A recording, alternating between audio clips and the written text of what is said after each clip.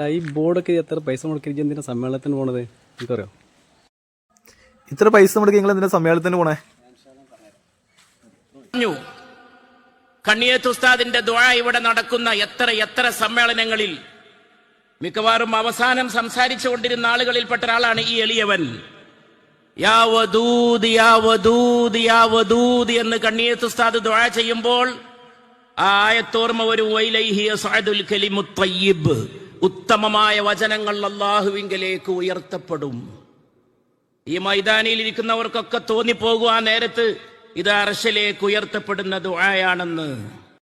ആളുകൾ ഒരുമിച്ച് കൂടുന്നത് 33,313 യാസീൻ ഓതാൻ, 33,313 ഖത്മുകൾ തീർക്കാൻ, അതോടൊപ്പം തന്നെ ഇങ്ങനെ ഹദ്ദാദ് ചൊല്ലാൻ, തഹജ്ജുദ് നിസ്കരിക്കാൻ, സുന്നത്തുകൾ നിസ്കരിക്കാൻ, കൂട്ടപ്രാർത്ഥനകൾ നടത്താൻ ലക്ഷക്കണക്കിന് ആളുകൾ അവിടെ ഒരുമിച്ച് കൂടും.